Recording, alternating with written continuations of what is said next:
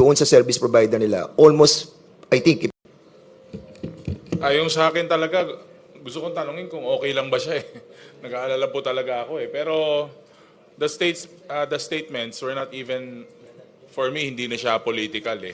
Parang it's a question of kultura. Nasa kultura ba nating mga Pilipino yung mga ganyan na statements? Ganyan ba tayo pinalaki? Ganyan ba kapaligiran natin? So, talagang nanlilisik. Parang galit na galit sa mundo. So, yun lang. Kaya talagang Ang pinag-uusapan po dito, si BP Sara. Parang nanlilisik, hindi na normal, hindi tama yung kanyang mga binanggit. Ito lang po una kong masasabi sa inyo. Hindi lang po dito sa kanya, Hindi lang po sa kanya. Sa lahat po ng mga pumupuna, especially doon sa mga kongresista, na wala na silang ginawa kung hindi habulin si BP Sara, ay hiyang-hiya naman ako sa inyo. Sobra. Mga wala kayong kaso, ang lilinis ninyo. So, siguro saludo sa inyo. Lilinis ninyo. Kaya ganyan na lang kayo makapanghusga kay BP Sara. Tuloy po natin. okay ba siya? Sa tingin ko si BP Sara hindi okay. Sa tingin ko okay na okay. Siguro, tingnan nyo rin. Paminsan-minsan, tingnan nyo rin yung sarili ninyo. Okay? Follow up? Hello? Congressman Rog, your comment? Yan, mapupuno niya rito, Complete, sila? Complete yan. At talagang babanatan nila si BP Sara. Ito mga kongresista na talaga namang ayaw. Wag na natin tumpikin pa. Diretso na natin sa punto. Ito mga ito ayaw kay Sara. At saka kompleto sila. Talagang full force sila para idiin si BP Sara. Ito lang masasabi ko rin. Muli. No? Ang daming sinabi ni BP Sara. Okay? Bakit hindi nyo rin silipin yung speaker? Yung speaker of the house. Si BP Sara ang tinitingnan ninyo. Tingnan nyo Meron siyang binanggit na nasuhulan si Speaker Romualdez. Tanong lang, kinwestiyon nyo ba? Tanong ko lang din sa media. Kinestyon ba ng media yan? Tinanong man lang, oy, ano masasabi nyo patungkol dito sa suhol ni Speaker Romualdez? Tinanong nyo ba si Romualdez? Kayong mga kongresista, wala kayong planong imbestigahan yung speaker ninyo? Alam ko speaker ninyo yan. Pero tingnan nyo muna. Baka double standard kayo. Congressman Ortega, I think it's a cultural issue, especially yung relation to dun sa discretion yung bangkay. And I think most of the people have already complained po, no? I think it doesn't really involve any comment on our part as congressmen, and we leave it siguro to the people Alam mo, to decide. hindi yung people ang nag-complain. Kayo. Tandaan po natin, 32 million votes si BP Sara. More than the president. Iilan lang siguro nagko-complain, kayo at 10 ng inyong mga kaalyado at mga vloggers ninyo. On how they would see that as qualities of a leader. We'd like to acknowledge also the arrival of Congressman Jay Kung Hoon. Good morning, Congressman Jay. And you can also direct your questions to him. Sir, follow up. Go ahead. Following up with that lang po, some of the Young Guns leaders requested psychological evaluation for the Vice President, sir. Would this be firm or may re-recommenda daw po ba tayo na... Psychological evaluation. Hey! Kayo ba, hindi nyo ba naisip na paimbestigahan din ng psychological si Tamba? I mean, hindi ko siya pinagbibintangan na buang siya. Hindi po. Pero yung ginawa niyang,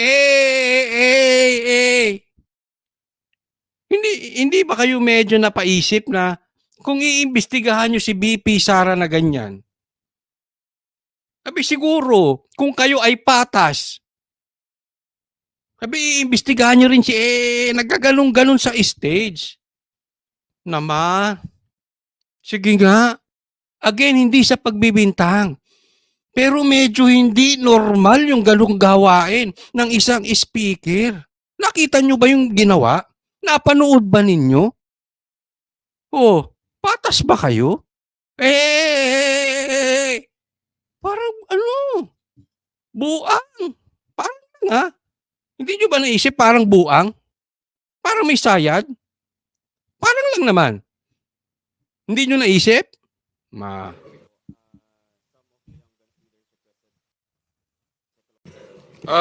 Suggestion lang naman yun. Hindi naman, una-una, hindi rin naman ako pwedeng magrekomenda at wala rin akong kilala. Kasi so far parang okay pa naman ako. Pero the people have seen the interview. So parang, Yes, people have seen the Hey! Hindi nyo anuhin? may something. Ewan ko. Oo. Parang punong-puno ng galit. Saka, I mean, syempre, sino hindi magagalit? Real talk po, sino hindi magagalit? Pinalibing yung tatay nila. Nung tatay ni BP Sara na si PRRD. Tapos ganun ang ginagawa. Ikaw ba hindi ka magagalit sa ganun? Palapa ka sa buhaya. Samantalang yung tatay nila Marcos, pinalibing sa libingan ng bayani na walang kung sino mang nagawa ni hindi nyo nagawa mga congressman, tapos papalapa siya?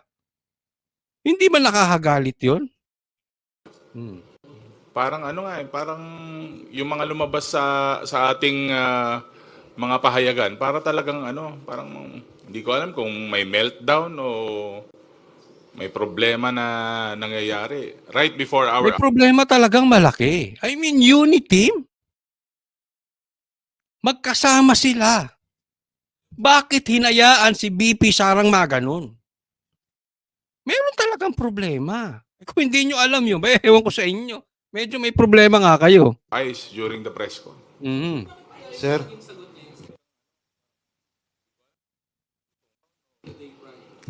Yung kasi yun ang lalabas sa news juicy So, dito naman sa Quadcom, from the start, we've been evidence-based.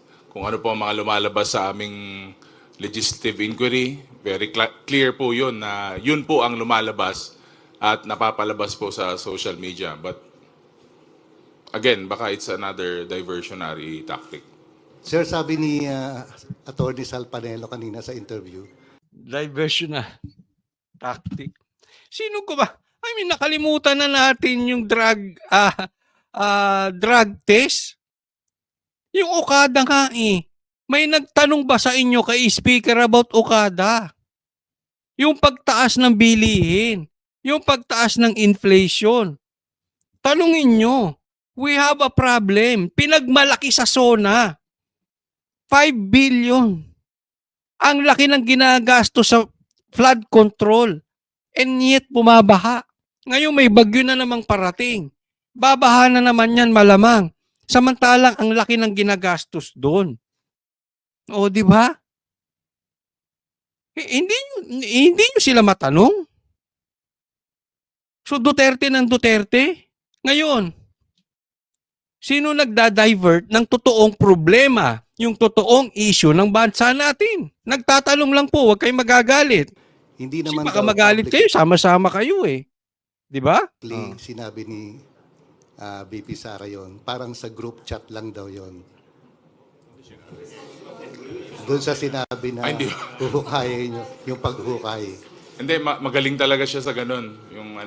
Kasi siya yung official interpreter dati, nung dating Pangulo. So malamang ginagawa na rin niya dito ngayon. Sir, you mentioned parang punong-puno ng galit. Siyempre. I'm Yes. sorry. Siyempre, Sorry, ano ba naman? Ulitin mo pa, talungin mo pa, itanong mo ulit. Galit ka, Consoli? Hindi naman. Punong-puno ng galit talaga. Yes. Why do you think po? Bakit po sa tingin ninyo ganun yung Yan. nangyari Ito, malinis to, and you malinis. even Ito, mentioned, malinis Kung to, Ortega na malinis. parang may meltdown.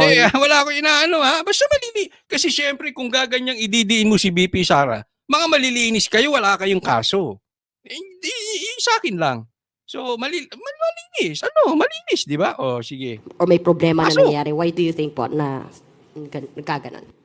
Well, siguro sa nangyayari sa ating Vice President, nagkakaroon siya ng, I think she's being overwhelmed by anger and hate. Pag ang isang tao ay sobrang galit, nawawala siya sa sense of decency sa aking paningin. And sometimes, yung how you manage yung hate sa yung katawan at saka yung nasasaktan ka, it's also a test of your character. Di ba? How you manage these things, it's a test of your character. Ako kung may tanong lang, test of character, ika nga, yan ang pag-usapan natin. Sige, test of character. This is a test of character. Si Marcos, tinulungan ng SMNI. Tinulungan ni Pastor Kibuloy. Anong nangyayari ngayon? Yung tatay ni Marcos pinalibing sa libingan ng mga bayani. Test of character kamo? Yung pinsan na ang nagpanalo sa pinsan niyang si Marcos, eto, binabanatan si BP Sara. Test of character ka nyo? So in the case of the Vice President, ay lumalabas po yung flaw sa kanyang Hindi, huwag kayong magagalit kasi sabi nga, ang mga opisyal, hindi dapat balat sibuyas. Wala namang masama kung magbigay tayong opinion, di ba? Oh, di ba? Kaya nga sabi ko, pinupuri ko pa kayo eh. Ang lilinis nyo. Oo. Kasi natatalo ng kanyang galit. Yun po yung aking nakikita as far as this representation is concerned. Maraming salamat po. Sir, hello po. Parang ang hugot po ni VP Sara, yung ginagawang pagkalkal doon sa kanyang confidential fund, yung paggamit ng pondo ng kanyang office ng Kamara. So ang House of Representatives po ba kayo, magbabago ba kayo or mag-a-adjust ba kayo, maghihinay-hinay ba kayo sa pag-iimbestiga sa kanyang paggamit po ng... Ako na sasagot. Hindi maghihinay-hinay yan kay BP Sara at kay PRRD. Itagaan nyo. Hanggat nakaupo yan. Kung pauupuin pa ng 2025 yan, itotodo na nila hanggang 2028 yan. Kahit pustahan pa tayo. Doon sa mga manunood, ano sa tingin nyo? Maghihinay-hinay ito kay BP Sara o kay PRRD? Hindi rin. Real talk po tayo. Pondo? Sa ganang amin, the performance of one's duty should be the primordial consideration. Trabaho po namin yun eh. And therefore, Kita nyo? Wala silang plano. at walang let up Okay. Wala to silang show what really happened and so far as the confidential funds of the office of the Vice President. Kasi And ito, tingnan nyong mabuti, isipin ninyo. Kung may confidential funds si BP Sara, mas malaki ang confidential funds ni Marcos. Kinwestiyon ba nila? Ang issue ko rito, ang problema ng Pilipino dito yung pagiging double standard. Kaya yung mga Pilipino nakikinig sa kanila, walang tiwala eh. Alam nyo kung bakit? Kasi alam na binibiro lang si BP Sara. The real talk here, the real reason is malakas si BP Sara for 2028. At si BP Sara mismo sinasabi yan. Kaya siya ginigiba. Ba't hindi nyo questionin yung confidential funds ni Marcos? At maraming nagsasabi mas mataas pa yun. Even the media tahimik about it. Even about sa Okada issue ni Speaker, wala kayong sinasabi.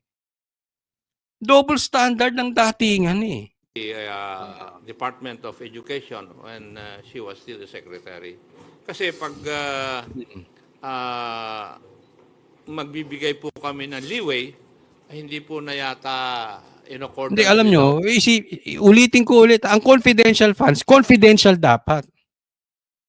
Di ba? Kasi may purpose yan eh. At alam naman natin kung saan ginagamit ni BP Sara yan para sugpuin yung mga komunista, yung mga rebelde. Tapos igaganyan nyo. Bago nyo lang tawagin confidential funds. Lintik na confidential funds. Tanggalin nyo na yan. Kung confidential, tapos isisiwalat ninyo, ano pa yan? our mandate. Hmm. Ganun Sige. po ang paningin namin doon. Sir, Before that, we'd like to acknowledge the presence also of our Dumadami pa Deputy sila. Speaker, Dong Gonzales. Good morning. Dadami pa Okay. umaatak. Continue. sir, yung dito sa nakita nyo na sabi nyo nga may meltdown, kakaiba, yung galit, ganito, ganyan. May nakikita ba kayo na parang signs ng psychological incapacity dun sa nangyari kay Vice President dun sa press con niya? Ulitin pa yung mga media talaga, no. I mean, We would not be in a proper position to determine that. Siguro, it would be recommended that she should see a psychologist or a psychiatrist. nak. Kasi sila po ang expert dito eh. Hindi po kami. Si Tamba hindi. I mean, hindi kailangan It's like, Sir, sorry, good morning po. Hindi lang po si Pangulong Marcos and former President Apo Marcos yung, kumbaga, tinira ni VP Sara. Meron din po kasi siyang binanggit laban din po kay Speaker Romualdez na sinabi niyang embarrassment daw po ang ating House Speaker. As House leaders, ano pong masasabi po ninyo dun sa pahayag po na yun? That's her opinion. It's not the opinion of 120 million Filipinos. boom! Yun ang sagot. Ha? Ang tanong about sa Okada. Nasuhol kay Speaker. Okay? Yun ang tanong. Anong masasabi nyo? That's her opinion. So, ibig sabihin, wala kayong planong imbestigahan, ni wala kayong planong tanungin, ni wala. Ipinagtanggol mo pa. Di ba? How double standard that is. That's your opinion. Ako sa masasabi ko, eto naman. Yan ang opinion mo. Or maybe yung mga kasamahan mong bumoto sa'yo, I don't know, 500,000 o 1 million. But that is the opinion of BP Sara with a mandate of 32 million. Let me repeat. Hindi po 500,000. Hindi po 1 million. Opinion yon na may boto na 32 million. At ako naniniwala ako, yung mga sumusuporta kay BP Sara na 32 million, nadagdagan pa. I don't know, dun sa opinion ng mga kasama niyong mga nasa 500,000. Kung nadagdagan. Di po ba? And she is entitled to her opinion. You are also Sir, follow-up entitled to lang your kasi opinion. yung I am embarrassment po entitled to my is opinion. stemming from But her opinion cost millions of votes. doon sa sinabi ni VP Sara na tumanggap daw po ng suhol si Speaker Romualdez. Do you know anything about this or what can you say about this po? Tungkol saan yun? She did not expound or elaborate po yung tungkol doon sa susunod Di daw niyang imbestigahan mo, hindi mo press pala So, we alam will kung not saan. be commenting on that. Kasi hindi naman namin alam kung ano suhol yan. O di nyo alam eh. Di imbestigahan ninyo para nagsagano, nakagawa kayo ng batas na ang mga speaker o mga politiko hindi nasusuhulan ng galing sa Japan or kung saan mang bansa. Tama or tamang-tama. Imbestigahan din nyo. Di ba? Para hindi kayo magmukhang double standard. Yan lang naman eh. Hayaan mo po muna mag-expound siya. Then we'll answer the issue about it. And second siguro, I'd just like to add, no, just like what we have done with the office of the Vice President, giving due courtesy to that office, ang unsolicited advice po is the Vice President should also give due courtesy to the office of the President and, of course, to the late Ferdinand Marcos Sr. Hindi kasi kayo ba nirespeto? Nirespeto ba ang opisina ng Vice President? Nagtatanong lang naman po, huwag kayong magpipikon. O, sabi nga ng Korte Suprema, huwag onion skin. Yun lang po. Kasi Nagtatanong lang po. Nagtatanong for the lang. record, Inulit ko. napakaganda na pong binigay naming courtesy sa kanya nung she was invited during the Good Government Committee hearing. Well, in fact, he was allowed to speak while not taking her oath. So, yun lang po, unsolicited advice. Just give due courtesy to the office of the President. Well, Congressman Gonzales po, no? Well, regarding dun sa suhol, di po namin alam yun. Diba? Alamin nyo. Ang pagkaalam ko po, imbestigahan nyo. from the day of the campaign, ang kasama po ni Vice President Sara ay si Speaker Martin Romualdez. Alam niyo po, sa totoo lang, pag nag-uusap kami ni Speaker, kasi po may survey na lumabas na mababasa sa Pampanga during those times, ang pinakiusap ni Speaker Romualdez sa amin na kung pwede tulungan si Vice President Sara sa Pampanga. Kasi nga, may kandidatong Kapampangan doon, si Kiko Pangilinan. At mataas si Kiko Pangilinan kasi Kapampangan. So, winork out po namin yun. At from day one up to the proclamation, kasama po si Speaker Martin Romualdez. Ang kwento, lahat po, siya po ang nagmamalasakit kay Vice President Sara. Kaya nagtataka po ako, biglang bumaligtad, na kung hindi sa'yo, Speaker Martin Romualdez. Tingnan nyo yung connection na, anong connect? Kayo, sagutin nyo, anong connect? Ang sabi niya, yung tungkol dun sa suhol, hindi ko alam yan. Hindi yan. Pero ang alam ko, ito. Pinakiusap ni Speaker si BP Sara sa Pampanga, 'di ba? Na iboto dahil mahina doon si BP Sara. Kwento niya 'yan, 'di ba? Bida siya diyan. Kwento niyo 'yan, bida kayo diyan. Pero tatandaan natin, hindi naman magkaano si Speaker tsaka si hindi naman talaga magkaalyado 'yan. Bagamat nagkaroon ng unity. Unlike nung nakiusap si Amy na suportahan yung kapatid niyang si BBM, yun ay kapatid. Nagigets niyo yung difference? Kapatid yung pinakiusap. Kasi hindi mananalo si BBM kung wala si BP Sara. Kayo tanungin ko, kayo mga kongresista, kayo mga nanonood nito, can you honestly say with all your heart nang walang pagsisinungaling, mananalo ba si Marcos nang wala si BP Sara? Mananalo ba si Marcos kung si BP Sara ay tumakbong presidente? Huwag na natin baliktarin. Nababaliktad yung issue Hindi ako naging Vice President. Meron pong statement ganyan nung napanood po natin yun.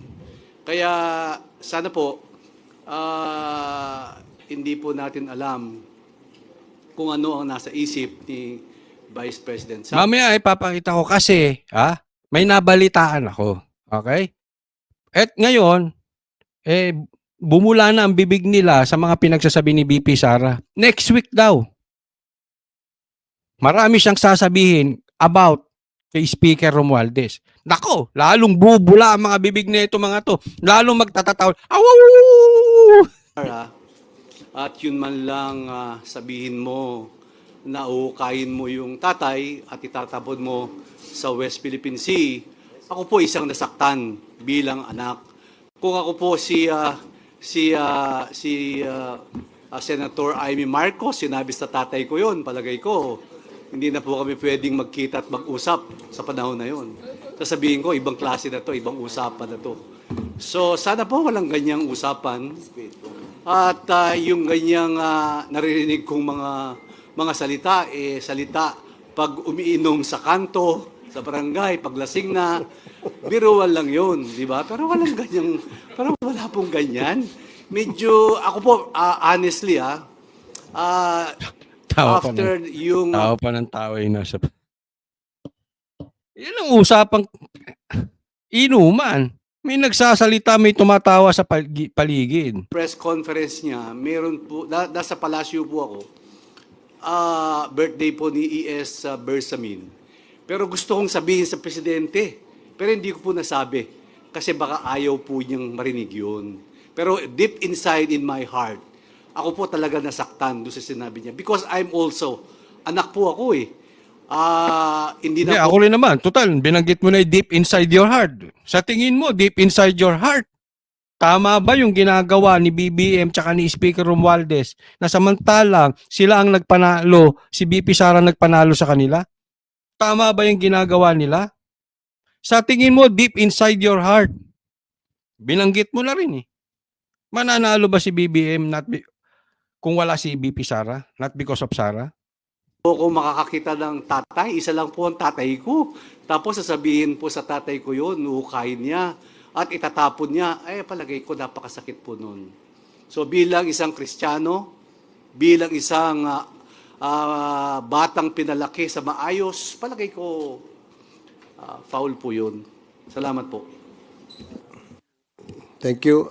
I would like to acknowledge also the presence of the chairman of the Committee on Human Rights, our co-chair sa Quadcom, Congressman Benny Abante. And, Good morning. Mr. Chair, in addition to that, na sinabi po ni SDS, alam nyo, kahit pagbalik-balik na din natin ang mundo, yung ating pong former president, si Ferdinand Marcos Sr., malaki po nagawa niya sa bansang Pilipinas. Saan banda? Kahit sabihin natin na inakusahan siya na diktador, at napatalisik siya ng ating pong mga kababayan. Pero at the end of the day, we have to accept that he made a lot of things for the Filipino people. Opinion At mo yung yan. pong pagsasabi na huhukayin siya at itatapos sa West Philippine Sea, medyo parang sa mga nagmamahal, lalo na yung mga Marcos loyalists, na nakita natin na talagang pinaglalaban yung ating pong dating Pangulo, napakasakit po nun. And we have to be careful with our statements, kasi hahabulin tayo ng panahon at pagkakataon. Like for example, yung ginagawa po na statements ng ating pong dating Pangulo, si Rodrigo Roa Duterte. Ngayon, Alam mo, hindi naman hinahabol ng pagkakataon si PRRD niyan eh. Hindi rin naman hinahabol ng pagkakataon si BP Sara. Hinahabol nyo. Kayo. Tsaka yung speaker nyo. Kayo lang. Hindi pagkakataon. Iba yung pagkakataon, iba yung kayo lang. Because this is political in nature. Political lang ang usapan dito. Kung si BP Sara ay nobody ba, wala siyang kapag-asa sa 2028. Babanatan nyo ba? Wag na tayong maglokohan. na po siya ng sitwasyon. We hope that this will not happen to the Vice President. But definitely, somebody might file a case against her. At nobody can prevent that dahil nga wala namang immunity ang ating pong Vice President. Masakit po yung mga ganitong klaseng salita na hindi naman po dapat nasabihin na nanggaling sa isang opisyal ng ating bansa. Sir, clarification on the invitation kay former President Duterte. 18 pa po yun, October 18, yung reiteration ng invitation ninyo. Meron na po bang feedback from the PNP kung na-deliver man lang po doon sa bahay at may nag-receive nitong invitation? And second question, kung meron ding reiteration ng invitation Hindi darating si PRRD mamaya. Period. kina Senator Forward na Bongo. natin. Sila ho'y nakakalam nung we really have to come up with a law para matigil at hindi na mangyari po itong mga ganitong klaseng extrajudicial killings. Now, my opinion, Dinesisyonan mo na no? Parang talagang hinusgahan na I mean, Paulit ko lang ha, wala kayong karapatang magdesisyon. Hindi kayo husgado. Ang silbi nyo dyan, gumawa ng batas. Yung dapat mahito ng extrajudicial killings, parang pinagbintangan mo na guilty si PRRD. Ulitin ko, hindi kayo judge. I'm sure may colleagues here, may co-chairs, meron din silang sariling opinion. Ang opinion ko, kung merong ang Senate, meron din ang House, ba't hindi dala natin pag-isahin? Parang BICAM. Hindi na. Isang joint Tapos committee. control. I mean, control na control, kitang-kita naman eh. Ang gusto nila, imbestigahan si PRRD, hindi magkahiwalay, magkasama. Kitang-kita oh. Controlled na eh. Hinusgahan nyo na si PRRD. Hinusgahan nyo na si BP Sara. Paano pa magiging patas yan? Kaya kung ako tatanungin, hindi kailangan hiwalay. Nandyan ang Kongreso, nandyan ang Senado, at nandyan yung ating investigation. No? I think mas malawak, may opinion mo, iba mas opinion. komprehensibo, at Kayo ano? Kaya ano opinion niya? mas maraming mga Yung mga nanonood kayo ano opinion niyo? intelligent questions na maitatanong ang mga membro nitong committee ito. So it has to be some sort of a joint, every time may SONA, di ba? Meron tayong joint session. Ito, ganun din Kasi gawin may natin. sariling Mas utak ang maganda, Senado. sa tingin ko. Hindi sila control. I don't know. May husga na kayo eh. Sinabi nyo na nga may extrajudicial killings. Sa tingin ko, priority ito ng mga mambabatas eh. Kaya Forward na natin ito. Meeting na natin, kasi para masabi na impartial itong investigation na to. Dahil tayong lahat, bawat Pilipino, ay naniniwala na kinukundina natin ang mga pagpatay. Wala po siguro magsasabi dito na natutuwa sila mayroong pinapatay. Wala po. Totoo wala. Kaya ayaw namin na pumapatay yung mga adik. Sinong gusto ninyo? Di ba? Yung adik papatayin.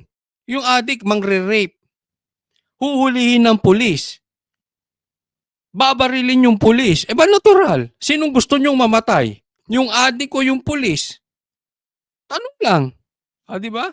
Wala may gustong mamatay. But at that situation, papalag yung adik, mangre-rape yung adik. Papatay yung adik. Hindi mo papatayin? Sino gusto mo mamatay? Yung biktima o yung adik?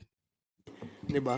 So, dahil nga ganito kalawak itong usapin na ito, at itong usapin na ito ay isang usapin of national importance, therefore, ang Kongreso, ang Senado at ang lower house ay dapat magtipon para talakayin itong usapin na ito at gumawa ng solusyon ng sa ganon ay hindi na maulit ito. Habol ko lang po, ibabalik ko lang ng konti doon sa kanina. Bukod po ba doon sa pagbili ng lupa, meron po bang ginamitan ng ibang peking birth certificate para makakuha halimbawa ng gun license tsaka ng driver's license? May ganun po bang nakita yung Quadcom? Hello, lahat po. It all started with LCR and PSA. Pag may PSA na po, papasok na po yung LTO. Lahat na, and that includes passports. So, lahat ng mga government IDs and passports, doon talaga nagsimula doon sa LCR at saka sa PSA. So, meron pong na-discover na ginamit yung pagkuha ng gun license, ginamit yung peking birth certificate? I think sa case ni Tony Yang, kay Tony Yang,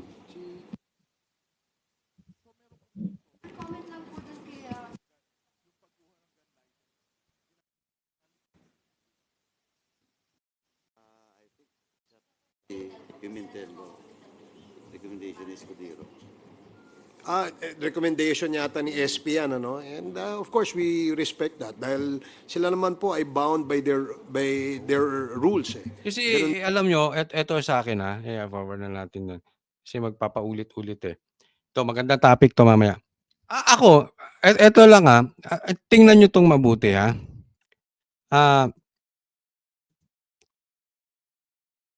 ang binanatan ni BP Sara ay ang presidente at ang speaker.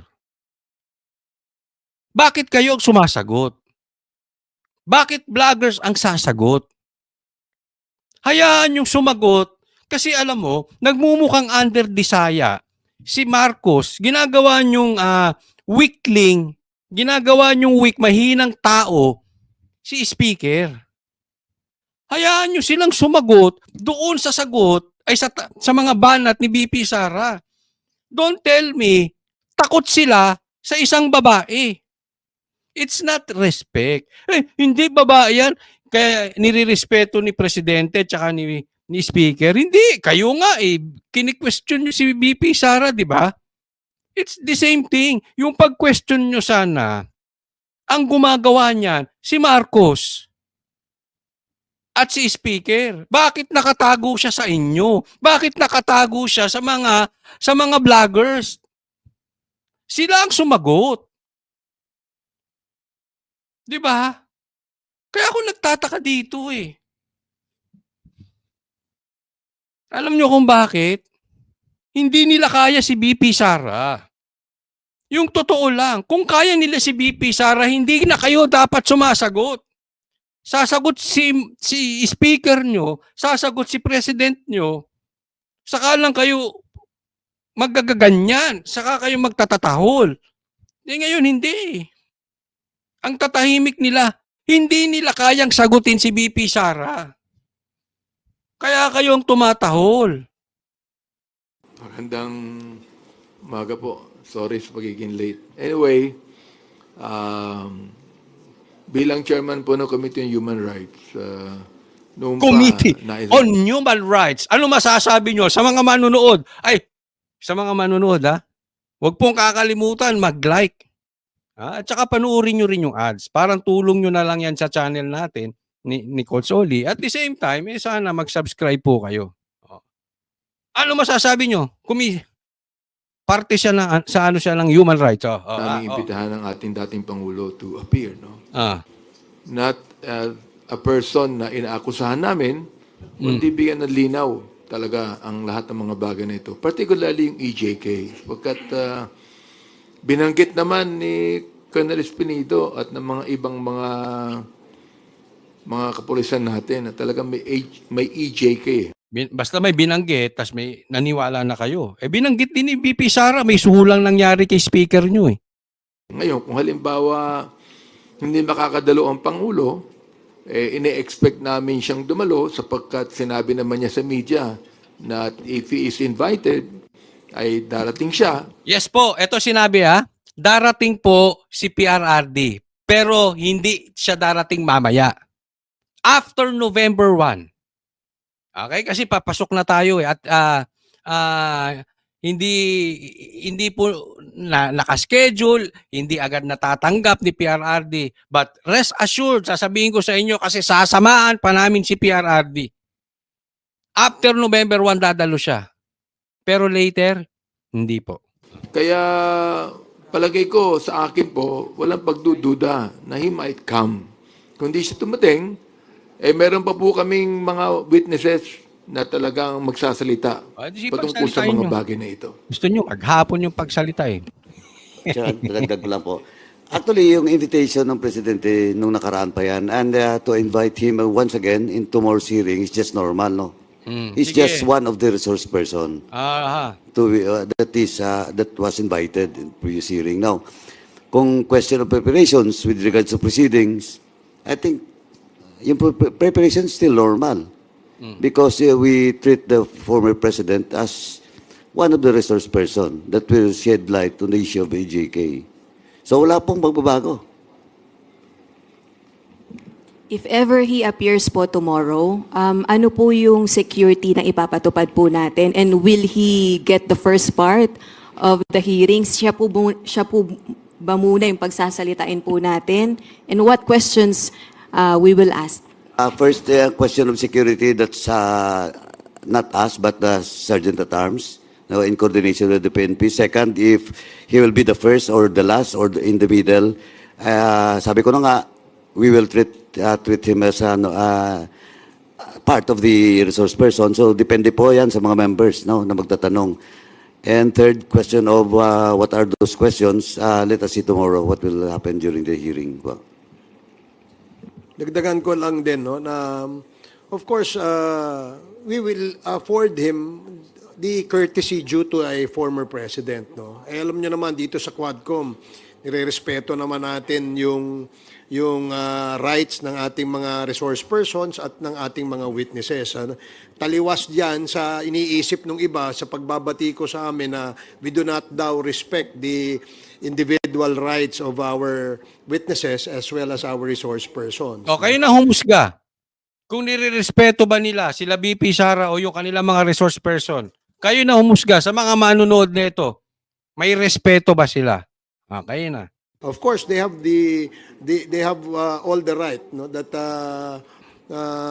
we will extend to them. Kasi lalo na yan, na dati pong Pangulo si former President Duterte. So definitely, we will respect him as a person and respect his former office as the President of the Republic of the Philippines.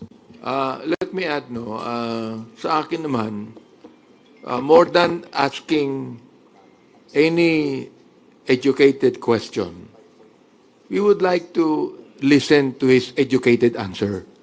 Ibig sabihin, we're willing to... Because you are educated.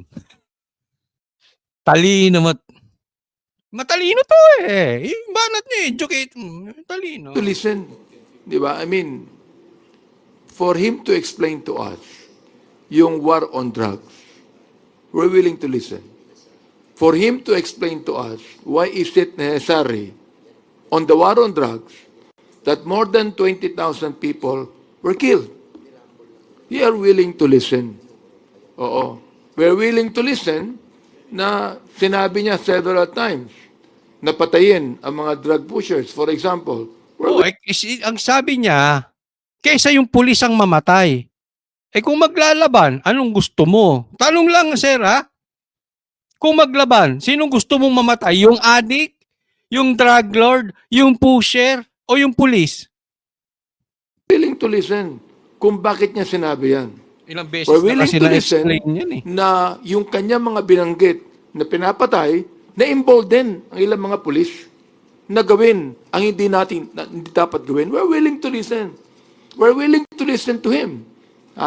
Nasabihin niya, nagkaroon ba ng due process bilang chairman ng Committee on Human Rights? What I'm concerned about ito, nagkaroon pa ng due process. Nagkaroon ba na tinatawag natin sa Babariling ka ng addict, due process. Oops! Huwag mo akong barilin. Pag-usapan natin sa korte. Konstitusyon na binigyan ng pagkakataon kahit mga suspect yan. Ako, hindi ako makapatay ng manok. Pero kung ako naman babarilin, ng addict, ala ka namang sabihin ko due process. Na hindi natin binibilang na mga kriminal unless proven guilty. Bilang ang ating dating Pangulo ay piskal. From you, kami. Naniniwala po siya sa due process. Naniniwala po siya na dapat bigyan ng pagkakataon ang mga suspect kahit mga drug lord pa yan. We're willing to listen. We're willing to listen kung bakit more than 7,000 ang mga pinatayan ng mga drug pushers sa mga maliliit. Pero yung mga malalaking drug lords, buhay pa hanggang ngayon. That is what we would like. Ay, sir, sorry, follow-up lang. Kasi sa mga social media feed or post po ng mga supporters ng Duterte camp, his attendance may lead to... Ito. Kasi ako, nagtatanong din ako no? So, meron akong sariling opinion, pero syempre, para may matutunan tayo, kinuha ko rin yung opinion ng ibang tao. At may natanong tayo na isang reliable person. Sabi ko, ano kaya ang main? Kasi maraming reason eh. Diba? Ano kaya ang main reason? Bakit sunod sila ng sunod kay speaker? Bakit pinag-iinitan nila si PRRD? Bakit pinag-iinitan nila si BP Sara? Ang isang sagot doon, tanong ko lang kung totoo. Tanong ko sa mga manunood, kung sa tingin nyo totoo yung sinabi sa akin. Kasi may mga kaso daw. Ako hindi ko alam kung may mga kaso tong mga ito. Kasi siyempre may mga kaso. So kung may mga kaso sila at hindi nila ididiin si PRRD at si BP Sara, yung kaso nila aandar. Nagets nyo? Ngayon, hindi ko rin alam. In the first place, hindi ko alam kung may kaso nga sila o wala. 'Di ba? Kaya kayo tinatanong ko, may alam ba kayo kaso nila or naniniwala ba kayo doon sa ikinwento sa akin? 'Di ba? Hindi daw kasi makapalag itong mga ito, so kailangan nila idiin para hindi tumakbo yung mga kaso. Eh ako, hindi ko alam. 'Di ba? So, kaya nga kayo tinatanong ko eh. Pero kasi, pag iniisip ninyo, posible. Bakit? Si Banat Bay nga, wala dun sa Davao. Dumating siya, huli na. Pero siya pa ang kinasuhan ni Torre. Kaming tatlo, before, during, and after, ando doon, hindi kinasuhan. Si Ka Eric, na nandoon lang nung first day after noon, hindi na nga bumalik eh. Siya pa kinasuhan. Ibig sabihin, posible na pag hindi ka tatahimik, hindi ka susunod sa amin, hindi nyo babanatan si BP Sara, magkakakaso kayo. Or, hahalungkatin yung kaso nyo. Uusad yung kaso. Ako'y nagtatanong lang sa aking mga manonood. Sa tingin nyo, totoo ba ito? Contempt.